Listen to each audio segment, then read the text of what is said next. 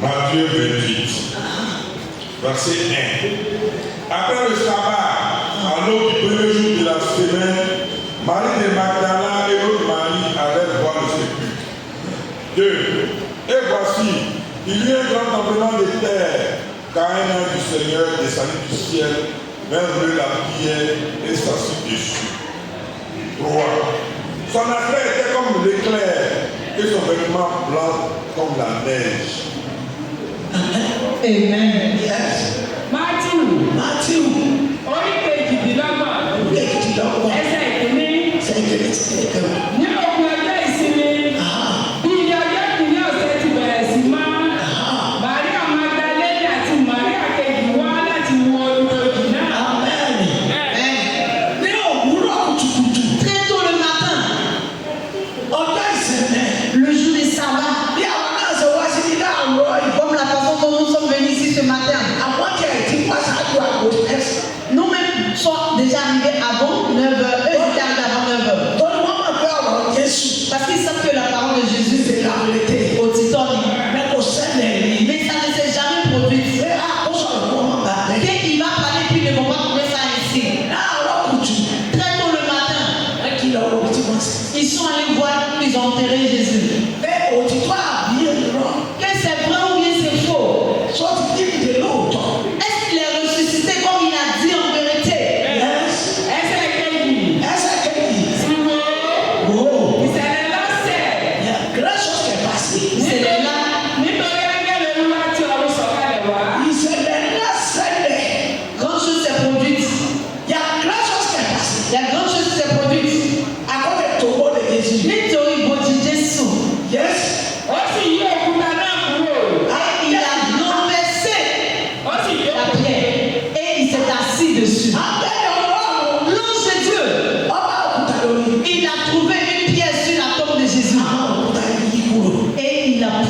La pierre. Les petits ont bourré. Les bâtiments ont signé sous ton. On a tout pour t'en aller. Non, il y a beaucoup qui va subir devant. On va dire, nous va dire, nous va jouer de mal. Beaucoup qui va. On va faire. Nous va faire on va dire. Il y a beaucoup de choses qui sont pas au fond des valeurs de Jésus. On va dire, tu dis, moi, moi, il faut Jésus. La Bible dit, moi, c'est ouvert. Ils sont venus à Jésus sur le roi de Jésus. Il ne veut pas que la parole de Jésus se la ressuscite. Il ne sait pas, il ne fait pas que ça va être la vérité. Ils sont venus gros. Et c'est pas que c'est Jésus qui commande le caillou.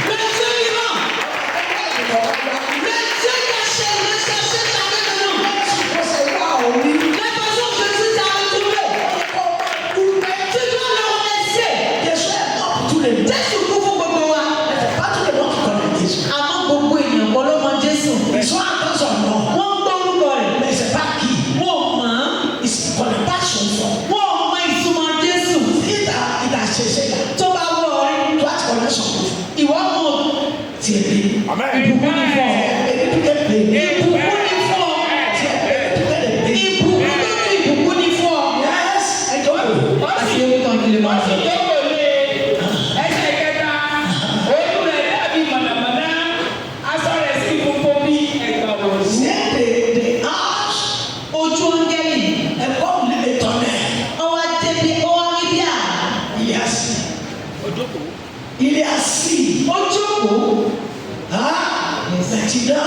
Mais si on appelle ce niveau à Jésus, Jésus, maman Marie a l'ossile. Son déquet. Mon livre. Pour avoir Jésus. Là, tu dis Jésus. Si c'est toi là. Tu vas dire. Parler de son tour. Là, tu l'as. Tu vas dire peut-être une autre. Tu vas dire. Elle va se dire que Bóyá wọ́n bẹ́ẹ̀ ni náà bí wọ́n ti gba Jésù. Ọ̀wá ń bẹ́ẹ̀ ọ̀wá ń gbọ́. Ọ̀wá ń gbọ́. Car les gars tremblaient de peur et devaient comprendre.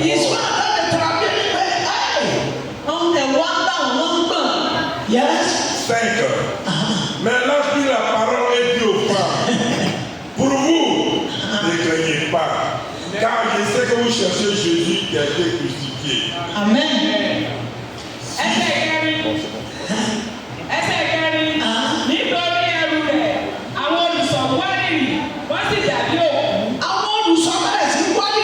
Les gars ont commencé à trembler. Ils sont paniqués. Ils ont peur. Que attends, c'est ça ou que c'est pas ça? Ils ont commencé à trembler. Pour la peur. C'est quel genre de peur? La peur de le roi des rois. C'est le roi des rois. C'est le roi des rois. C'est le roi des rois. C'est le roi des rois. C'est le roi des rois. C'est le roi des rois. C'est le roi des rois. C'est le roi des rois. Alléluia. Jésus, c'est la vérité. C'est le juste. Ọ̀rọ̀ Jésù kìí ṣe mọ́ wá díẹ̀. Kí lè fẹ́ wá bẹ̀? Gbogbo ènìyàn ní àgbàlá yẹn wọ́n mọ̀ wípé òtítọ́ ni. Ẹsẹ̀ ìkarùn-ún. Áńgẹ́lì náà sì dáhùn.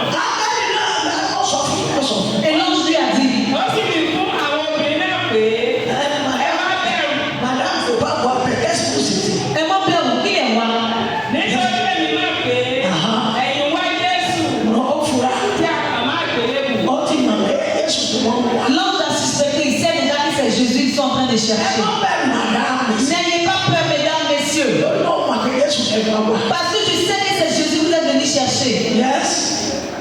7. Donc 6. Il n'est point ici, il est ressuscité. On l'avait dit. Venez, voyez le lieu où il était couché. Amen. 7. Et avec portement dit à ses disciples qu'il est ressuscité des morts. Amen. Et voici, vous me présente en Galilée. Là que vous le verrez, voici, je vous l'ai dit. Amen.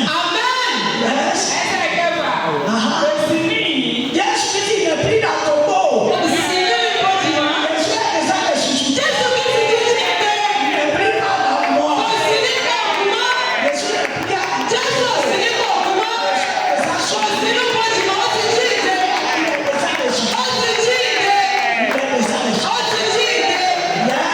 Nítorí ó ti jíǹde bí ó ti wí.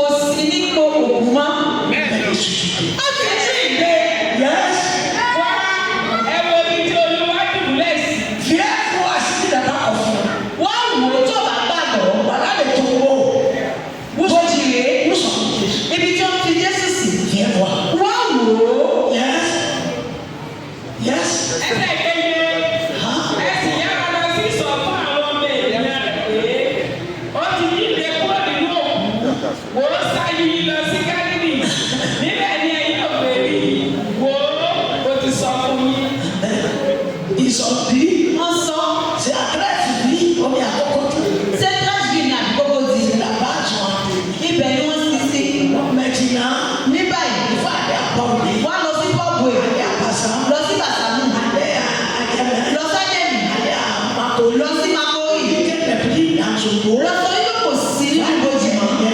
lọ́sọ̀ yìí kò ti jí ìdè. ó ti jí ìdè. áńgẹ́lì ọlọ́run. ó sọ. ẹ lọ wò ó. ó ti jí ìdè.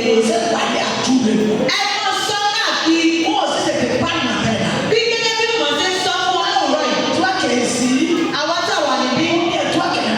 àbáwá tá wà níbí. àwa ẹni tó wà nínú ilé rẹ̀. ìwọ tó wà ní ṣọ́ọ̀bù rẹ̀. gbọ́dọ̀ rọ yìí.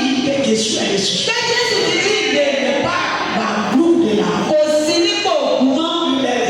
ó ti jí ìdè. Jésù Kristi kò sí nípò òkú mọ́. Jésù Kristi kì í sí ẹnikẹ́ni.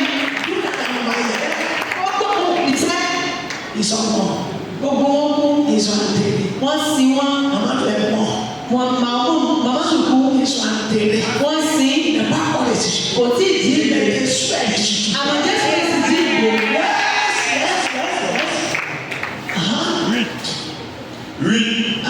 Elle s'éloignait promptement du sépulcre avec crainte et avec grande joie, et elle courut porter la nouvelle aux disciples. 9. Et voici, Jésus vint à leur rencontre et dit, je vous salue. Elle s'approchait, elle saisit ses pieds et elle se prosternait devant lui. 10. Alors Jésus leur dit, ne craignez pas. Allez dire à mes frères de se rendre en Galilée. C'est là qu'ils seront. ó ti jí ìdè. gbogbo àgbáyé. wọ́n mọ̀ pé Jésù Kristi wá sáyé nítorí ẹ̀ṣẹ̀ wa. ilẹ̀ mọ́. ó kú. nítorí ẹ̀ṣẹ̀ wa. ó kú fún gbogbo wa. àmọ́ ó jí ìdè. ní ọjọ́ kẹta gẹ́gẹ́ bó ṣe wí. ó jí ìdè. amen. òtítọ́ lọ̀rọ̀ rẹ̀. ẹsẹ̀ ìkẹjọ. wọ́n sì fi ìbẹ̀rù pẹ̀lú ayọ̀ ńlá yára lọ kúrò ní ibojì. Ils ont commencé à courir. Et ils sont. Allons-y. Et ils sont en cours. Courons, allons-y. Ils ont couru pour aller voir là où ils ont été. Et ils ont commencé à crier partout. Mes disciples, est-ce que vous êtes cachés? Sortez, sortez. On l'a vu. C'est la vérité. Jésus a ressuscité. Jésus a ressuscité. Jésus a ressuscité. Jésus a ressuscité. Jésus a ressuscité.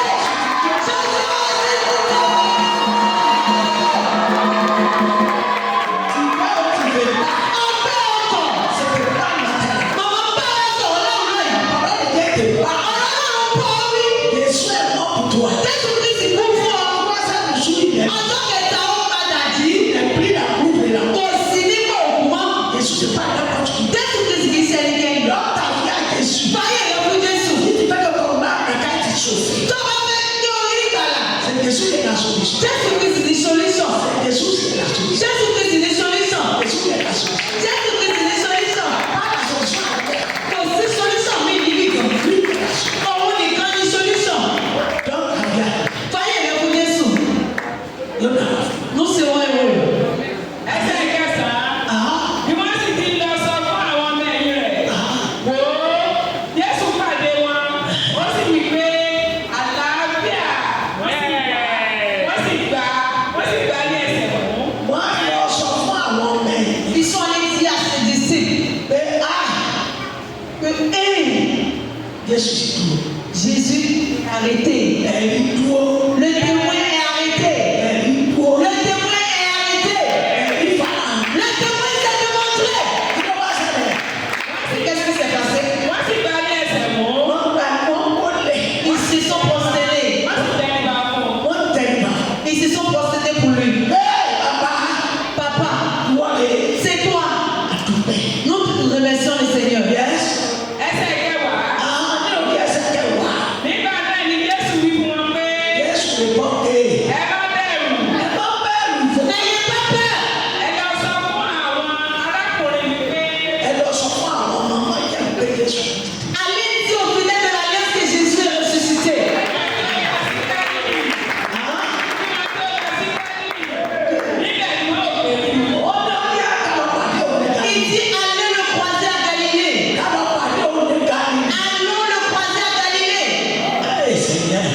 Jésù. Que son nom soit loué. Ògo ni forúkọ rẹ̀. Victoire. Alléluia. Chante et en de joie. Jésus nous sortait de gloire. Jésus m'a changé d'annoncer à tous ceux qui est ressuscité. Jésus m'a changé d'annoncer à tous ceux qui est ressuscité.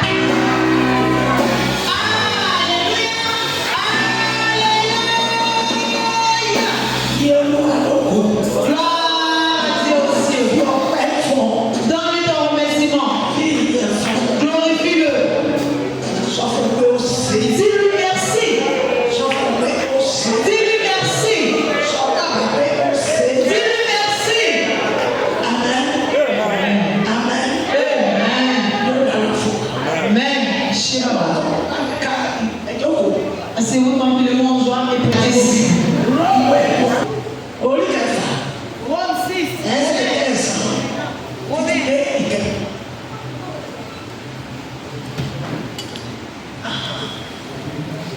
Amen. Amen.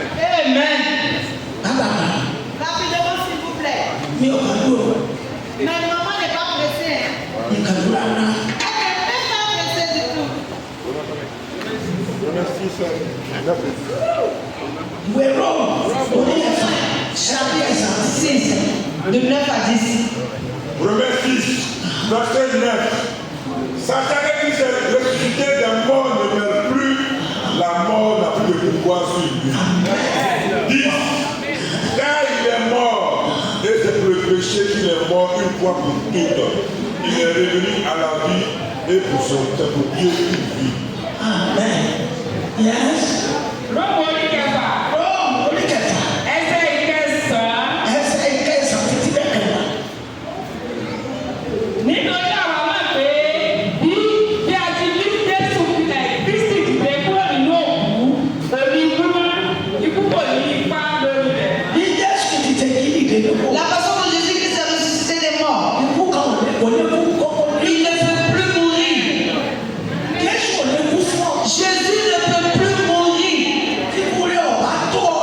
Si sa mort ne te suffit pas, Kú fún ọmọ. il ne peut plus mourir encore pour toi. Bí ẹsẹ̀ yìí ń padà bọ̀. C'est vrai qu'il revient, Bẹ̀kọ̀ wọ́n láti wá bí ọ̀mọ́. mais il ne revient pas pour venir te supplier encore. Láti tí wá máa kò mọ́ wá sùn. Il ne vient pas encore pour venir prêcher pour toi. Wọ́n láti máa kiri inú òòrùn kì í fi. Il ne vient pas pour venir se promener sous le soleil pour toi. Ẹni kọ́ gbà kó tó dé. Pour toi, c'est de l'accepter avant qu'il ne revienne. Bàbá olórí máa. Si il t'a trouvé dans des bêtises, Àdọ́gba pẹ́ lóde. la personne qui dit dehors, Tẹ́lẹ̀ rẹ̀ ò sì ká. qui marche mal, Táwọn àwọn ọlọ́pàá bá kó. qui se promène et puis ils l'ont raflé, Lọ nìyẹn. bye bye. Ó lọ Il nìyẹn. s'en va comme ça. Lọ fọ́ mẹ́mọ́. Même s'ils l'ont tiré une âme. Àtọ̀gbọ́n kẹ́rin àmọ́. Parce que c'est parce qu'il est des âmes qu'ils ont donné une balle. Il faut revoir ta voix. Il faut arranger ta voix parce que Jésus est déjà mort pour toi. Et il est ressuscité pour toi. Il ne va plus mourir encore pour toi.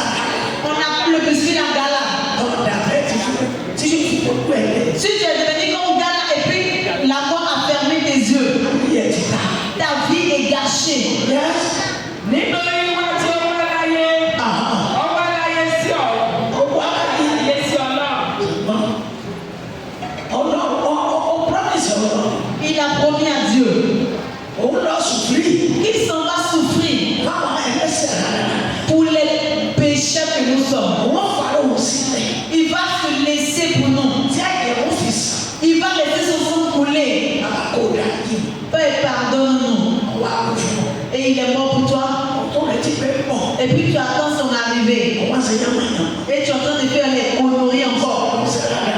Tu fais des bêtises. Tu penses qu'il revient pour toi? Il vient avec la colère sur le pécheur. Il vient pour venir prendre ses disciples. Pour venir enlever les bonnes semences. Venir enlever les bonnes semences dans ce qui est pourri. On va faire yo en méthode d'arrêter. Et ici on gagne. Au bout de l'océan, on va gagner. Au sida, on met.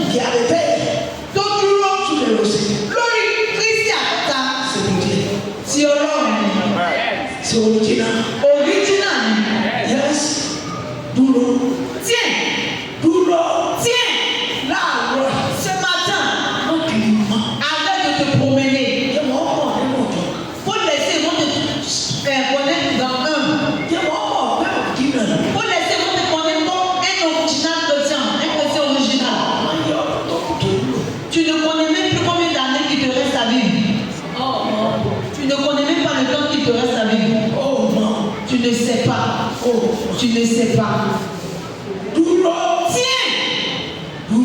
Tiens. Pour tenir ici le crochet du Christ. Autre terre. Ce n'est que du sable. Si tu es orange ou de carotte, que tu es en train de promener avec ta carotte, et tu te promènes avec tes oranges, tu te promènes encore avec des bonbons. Si tu as retrouvé dans ça, tu as déjà eu des problèmes.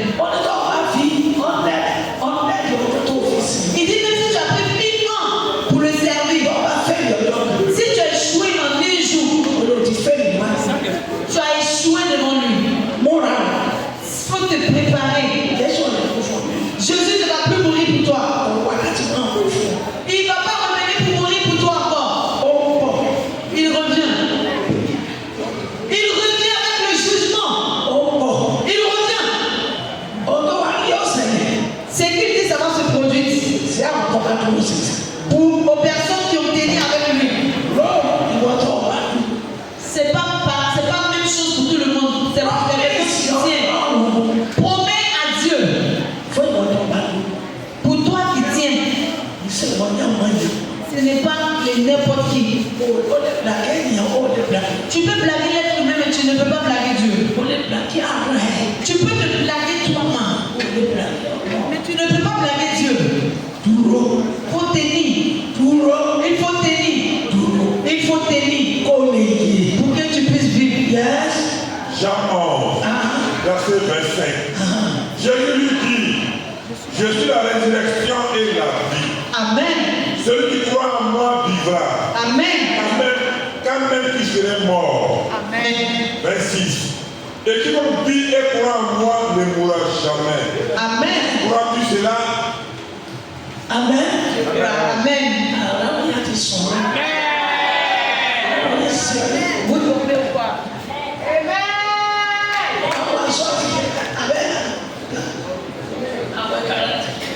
C'est à cause de jeûne de 40 jours là que vous êtes déjà comme ça. Réveillons ici, s'il vous plaît.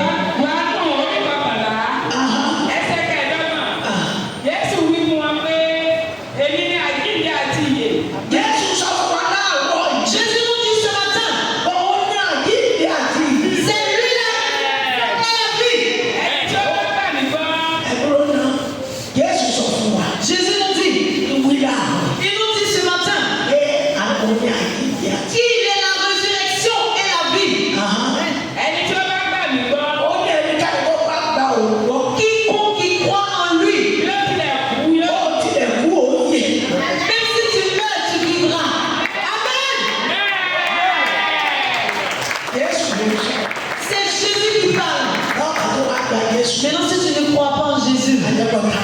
c'est que vraiment tu as tout perdu. C'est comme ça. Il dit même si tu meurs, en une seconde, tu vivras. Et tu vas régner avec lui. Et écoutez, on continue avec la promesse de Jésus.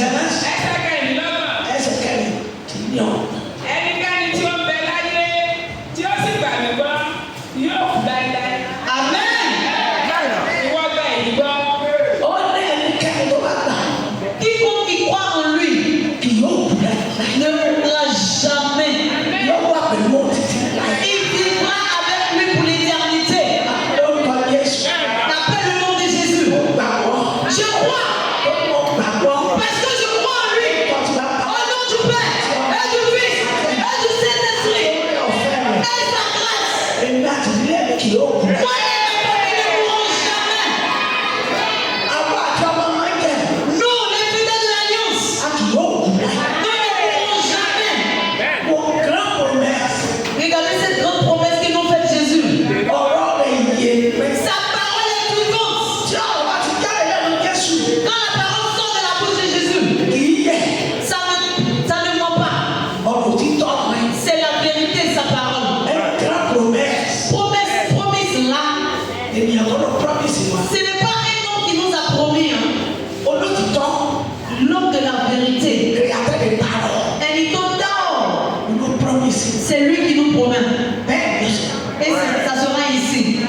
Nous serons heureux. C'est tellement intéressant que maman veut que vous continuez à lire. Maman veut que vous...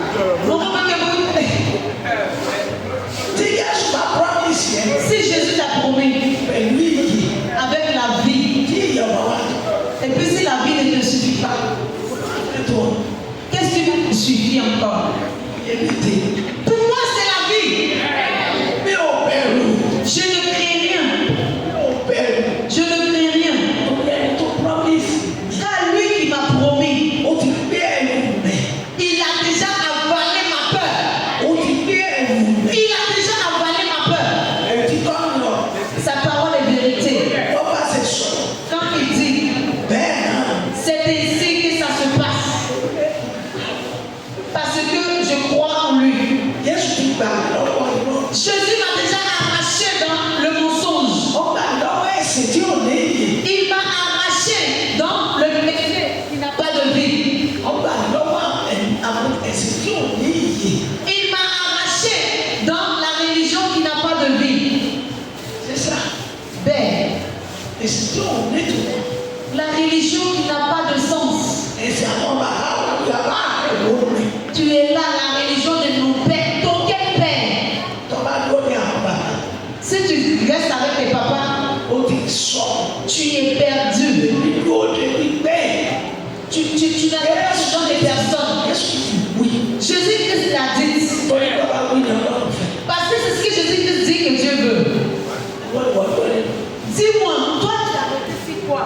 Tu as arrêté sur l'adultère. Tu n'as pas de limite. Ton corps n'est pas sauvé. Tu es un chien. Ou bien tu tiens sur le mensonge. Tu tiens sur les faux promesses. Quand tu vas chez les marabouts, tu finis, tu vas chez le mauvais prophète. Tu vas chez le prophète qui va transformer l'eau en sel pour toi. Parce que toi et lui, vous êtes déjà devenus fous. Maman dit qu'elle ne voit pas la puissance qui dépasse la puissance de Jésus. Jésus n'est pas un Dieu magique. Ce n'est pas un menteur. Ce n'est pas un menteur. Il y a une dame qui est venue ici. Maman dit ça vaut au moins 3 ans. Maman dit elle ne l'a pas vu et elle est arrivée. Maman dit c'est toi. Ah, bonne arrivée. Elle dit à maman, j'ai encore eu un problème. Et ça, maman dit quand vous commencez à ramasser les conneries, c'est là que vous venez maintenant. Elle dit à maman qu'elle n'est même pas tranquille, elle n'est pas à l'aise. Maintenant, maman lui demande, où tu es parti là? David. Qu'est-ce que tu peux jurer? Est-ce que tu peux jurer? Est-ce que tu peux jurer? Qui a enlevé caillou dans ton ventre? Elle dit, hé maman. Hé maman, je jure que même si on a pris, si c'était pour mettre sur nous-mêmes là, nos intestins, nos estomacs, nos foies, tu vois tout. Maman dit, c'est pas elle, c'est Jésus. Caillou qu'ils ont enlevé dans ton ventre. Et puis le courant qu'ils ont enlevé dans ton ventre. Les mauvaises choses qu'ils ont enlevées dans ton ventre. Et la peau de coco qu'ils ont enlevée dans ton ventre. Elle dit à maman, attendez, expliquer. Maman dit, hey, maman, elle dit à maman que c'est là, je sais qu'il m'a menti. Il m'a menti parce que le problème est toujours là. Maman, elle dit à maman que quand il tape sur son ventre comme ça, il va enlever cette chose à lui montrer. Il a enlevé le médicament. Il a enlevé 1000 pattes. Il a enlevé 1000 pattes dans son ventre, dans le ventre de la dame. Elle dit à maman qu'il enlève ça comme ça pour déposer. Maintenant, maman lui dit, maintenant tu viens chercher quoi ici maintenant? Elle dit à maman que c'est maintenant elle vient chez Jésus. Elle sait que si elle vient chez Jésus, maman peut résoudre tout son problème au complet. Maman dit, ne me mets pas dans les problèmes. Ce n'est